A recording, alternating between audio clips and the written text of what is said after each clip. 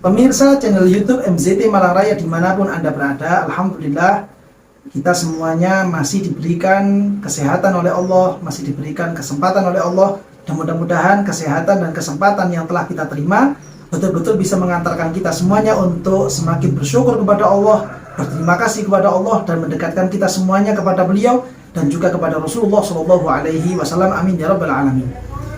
Para pemirsa dan penikmat channel YouTube MZT Malang Raya dimanapun Anda berada, pada kesempatan kali ini kami ingin menyampaikan tanggapan-tanggapan dan jawaban terhadap pertanyaan-pertanyaan yang telah masuk kepada kami, baik itu melalui kolom komentar, nomor WhatsApp admin atau nomor WhatsApp saya pribadi, yang mana pada kesempatan kali ini kebetulan ada pertanyaan yang masuk melalui kolom komentar di channel YouTube kami, yaitu suatu pertanyaan ketika kami menerangkan tentang anak perempuan dari hasil zina, yang mana waktu itu kami memberikan percontohan, taruhlah misalkan si ibunya ini namanya Hindun, yang kemudian Hindun ini akan menikah dengan orang laki-laki lain yang namanya Mr. X. Waktu itu kami contohkan seperti itu. Nah kemudian ketika kami menerangkan hukum anak perempuan dari hasil zina dengan percontohan yang seperti itu, ada pertanyaan di kolom komentar yang berasal dari akun YouTube atas nama Wuami CD4EJ. Dia bertanya, Assalamualaikum, dari penjelasan ini, dari pandangan syariat sebaiknya Hindun mengaku atau disembunyikan ke Mr. X, atau Hindun bebas memilih keduanya. Jadi si Hindun ini merupakan korban hamil di luar nikah. Dan sudahlah begitu, orang yang menghamili dia meninggal dunia. Lalu kemudian Hindun ini akan menikah dengan laki-laki lain yang bukan menghamili dia, maksudnya taruhlah misalkan namanya itu Mr. X. Ketika Mr. X ini akan menikahi si Hindun, yang mana Hindun dalam kondisi hamil muda, bisa jadi 1 bulan atau 2 bulan misalkan, ya. Yang mana Mr. X tidak tahu kalau Hindun ini dalam keadaan hamil di luar nikah. Mr. X hanya tahu kalau Hindun ini adalah seorang perempuan yang belum punya suami, gitu aja. Dia belum tahu kalau Hindun ini kondisinya hamil. Ketika Mr. X ini akan menikahi si Hindun, bagaimana kira-kira yang baik bagi Hindun? Sikap apa kira-kira yang terbaik? Apakah Hindun itu baiknya berterus terang kepada Mr. X bahwa dirinya telah hamil di luar nikah? Atau justru yang baik itu Hindun menutup diri, tidak usah menceritakannya kepada Mr. X. Nah, apakah seperti itu? Nah, kami menanggapi pertanyaan ini dari akun YouTube yang atas nama Wuami CD4EJ ini, ya, dengan hukum asal. Yang jadi begini, hukum asal dari orang yang dia itu terkena musibah hamil di luar nikah.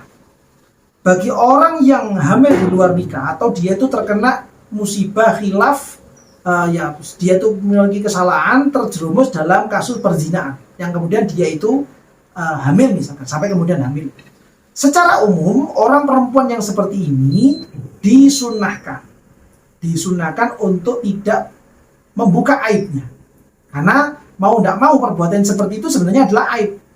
Itu aib yang luar biasa, yang tidak baik sekali. Itu akan mencemarkan nama baiknya dia sendiri, mencemarkan nama baiknya keluarganya, dan seterusnya dan seterusnya. Intinya perbuatan zina itu betul-betul tidak baik di mata manusia ataupun di mata Allah, di mata syariat, semuanya dianggap tidak baik. Ini yang pertama perlu dipahami.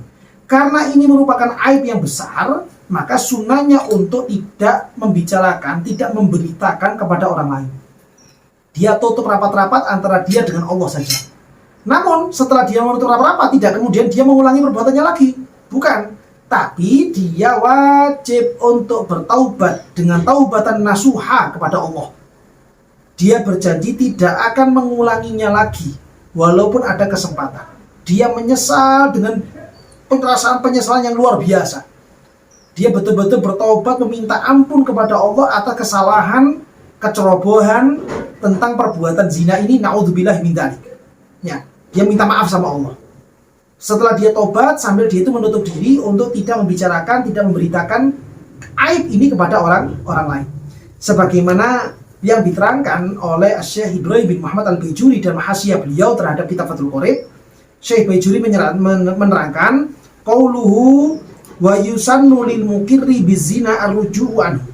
Ketika Fathul Qorib itu menerangkan sunnah bagi mukir bizina, orang yang telah berikrar bahwa dia itu telah berbuat zina, supaya dia itu merujuk, dia mencabut lagi ikrarnya. Syekh Bajuri memberikan keterangan lanjutan begini, bal yusannu lahu adamul ikrari min awwalil amri sitran ala nafsihi wa yatubu bainahu wa bainallahi ta'ala. Ya, bahkan yang sunnah adalah apa? Dia supaya tidak mengaku kalau dia itu berbuat zina. Min awalil amri, sejak awal mula dia selesai melakukan perbuatan zina itu. Ya, sitran ala nafsi, sebagai bentuk menutup aibnya dirinya sendiri. Lalu kemudian ini yang penting, setelah dia menutup aibnya dirinya sendiri, wa yatubu bainahu wa bainallah. Dia bertaubat kepada Allah, dia kembali kepada jalan Allah, dia kembali kepada jalur-jalur yang diridhoi oleh Allah Subhanahu wa taala. Betul-betul menjauhi yang namanya perbuatan zina. Nauzubillah min dzalik. Ini yang penting, di situ yang penting. Bukan kemudian menutup diri, menutup aibnya, lalu kemudian dia masih tetap saja berbuat lagi, dia tidak mau mengaku, enggak, saya tidak mengakukan ini, enggak, saya tidak mengakukan ini. Tapi dia tidak ada perasaan tobat, kembali kepada Allah, tidak ada. Ini yang salah. Yang betul adalah dia menutup diri, dan kemudian dia bertaubat kepada Allah, dan dia berjanji kepada Allah tidak akan mengulangi perbuatan itu walaupun ada kesempatan lagi. Nah itu. Alasannya, dalilnya dari mana? Nah ini kalau yang tanya dalil itu biasanya ya liqaulihi sallallahu alaihi wasallam, karena adanya sabda baginda Nabi besar Muhammad sallallahu alaihi wasallam. Beliau pernah menyatakan, man ata min hadhil qadhurati syai'an falyastatir bisitrillahi ta'ala fa innahu man abdalana safhatahu aqamna alaihil hadda. Nah ini hadisnya, yang mana artinya adalah siapa saja orang yang dia itu terjerumus melakukan hadhil qadhurat. Perhatikan bahasanya Rasulullah. Rasulullah menyebut perbuatan zina itu dengan hadhil qadhurat, kotoran-kotoran ini. Betapa hinanya perbuatan zina itu di mata Rasulullah SAW. Rasulullah betul-betul tidak menyenangi perbuatan ini. Lalu beliau kemudian begini, barang siapa yang dia itu terjerumus dalam perbuatan hina ini, perbuatan kotor ini, falyastatir bisitrillahi ta'ala, hendaknya dia menutup dirinya dengan penutupnya Allah. Artinya apa? Tidak membukanya. Ketika Allah tidak membukanya, maka kita jangan membukanya. Biarkan Allah yang lebih tahu dengan hal itu. Fa innahu man abdalana safhatahu, orang yang dia itu sengaja membuka aibnya tentang masalah perbuatan zina, berikrar kalau dirinya itu telah melakukan hal-hal yang seperti itu, ya, aqamna alaihil hadda, maka kami, kata Rasulullah, akan menghukum orang ini dengan bentuk hukuman perbuatan zina. Kalau dia itu adalah orang-orang pelaku zina yang ghairu muhsan, artinya dia itu masih bikrun, atau dia itu masih masih perjaka, maka dia akan dicambuk 100 kali dan diasingkan selama 1 tahun. Dia ditaruh di tempat yang jauh, tidak ada ramai orang di sana, dia tidak ada yang kenal dengan orang sana, diasingkan begitu selama 1 tahun setelah dicambuk 100 kali. Itu kalau ghairu muhsan.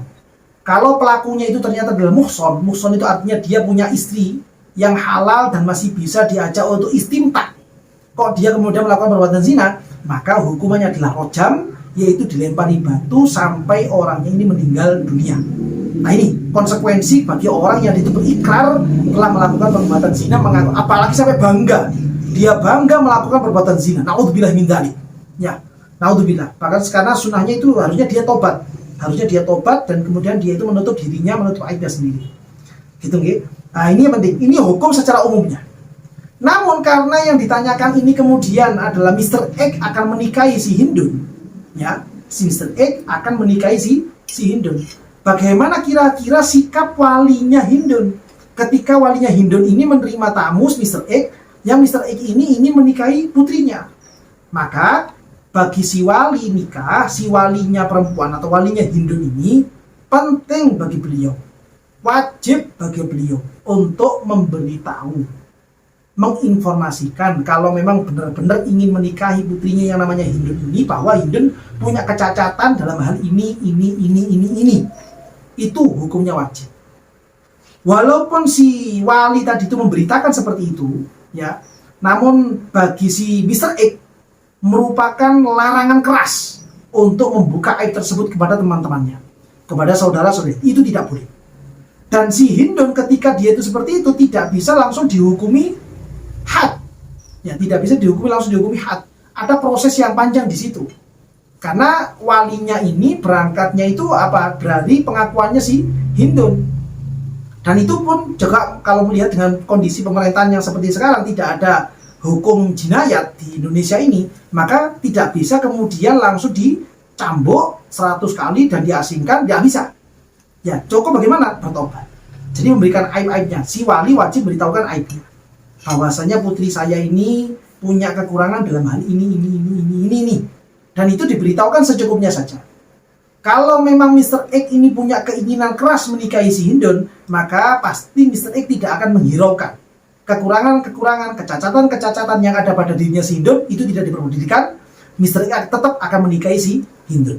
Tapi kalau Mr. X ini kemudian setelah mendengar ciri-ciri atau cacat-cacat dari si Hindun, maka ketika dia tahu dan dia merasa tidak nyaman, maka dia boleh-boleh saja tidak jadi menikahi si Hindun. Toh juga memang hukumnya bagi setiap laki-laki, sunnah bagi dia untuk mencari orang-orang perempuan yang baik, yang solihah. Dia tidak pernah terjerat kasus-kasus yang seperti demikian. Itu hukumnya adalah sunnah. Begitu juga dengan si perempuan, ketika panjenengan misalkan di antara pemirsa ini ada yang perempuan, ketika panjenengan itu dilamar oleh laki-laki atau panjenengan itu mencari pasangan akan menikah, maka sangat disunahkan untuk mencari laki-laki yang soleh, terutama laki-laki yang tidak pernah terjerat dengan kasus-kasus perzinaan atau muqaddimatuz zina. Na'udzubillah min dzalik, kalau sampai terjerumus dalam hal itu. Na'udzubillah. Nah, sebagaimana keterangan yang ada di dalam kitab Al-Bajuri, Syekh Bajuri juga menyatakan wa'lam annahu yajibu dzikru uyubi man urida ijtima'u alaihi limunakahatin aw nahwiha ka muamalatin. Ketahuilah hukumnya wajib untuk menyebutkan, memberitahu, menginformasikan aib-aib orang yang ingin dikumpuli. Baik itu ngumpulnya karena alasan pernikahan atau ngumpulnya itu karena alasan muamalat. Hukum-hukum sosial, kegiatan-kegiatan sosial. Perdagangan misalkan, membuat organisasi misalkan, membuat kumpulan-kumpulan tertentu misalkan. Maka kita harus kenal dulu siapa orang-orang yang ada di situ, anggotanya ini siapa. Kira-kira keburukannya apa. Supaya kita bisa menjaga diri, memprotek diri kita sendiri-sendiri, tidak sampai terjerumus atau tertipu dengan orang-orang yang seperti itu. Nah, ini penting bagi kita semuanya, dan saya rasa ini sudah cukup menjawab kepada pertanyaan yang ada, sehingga kesimpulannya bukan Hindun yang mengaku kepada si Mr. X, ya, tapi walinya yang beritahukan. Tapi kalau misalkan walinya tidak tahu, maka boleh-boleh saja Hindun itu supaya menceritakan bahwa dirinya itu punya aib besar, yang sekiranya panjenengan tahu, hai Mr. X, panjenengan mesti tidak akan mau menikah dengan saya. Itu dengan bahasa-bahasa yang seperti itu, tidak langsung floor terbuka bahwa saya itu korban kasus seperti ini, berhamil di luar zina. Tidak perlu langsung terus terang menggunakan bahasa yang seperti itu. Dibuka pelan-pelan sampai sekiranya Mr. X itu langsung ngeh, langsung paham, langsung mengerti bahwa si Hindun punya aib tertentu yang tidak mungkin diceritakan, dan sekiranya diceritakan pasti Mr. X ini akan menolak dan tidak mau menikahi si Hindun. Nah, kiranya mungkin itu yang bisa kami sampaikan pada tanggapan kali ini, dan mudah-mudahan apa yang kami terangkan ini bisa memberikan kegamblangan, kemanfaatan, dan keberkahan. Dan barangkali mungkin ada keterangan yang kurang jelas, atau mungkin terlalu cepat, atau mungkin ada pertanyaan-pertanyaan susulan, bisa disampaikan pada kolom komentar atau dikirimkan langsung melalui nomor WhatsApp yang telah tersedia pada video kali ini. Dan mudah-mudahan kita semuanya dan keluarga kita semuanya senantiasa dijaga oleh Allah Subhanahu wa taala dari segala hal yang tidak dia ridhoi. Amin ya rabbal alamin.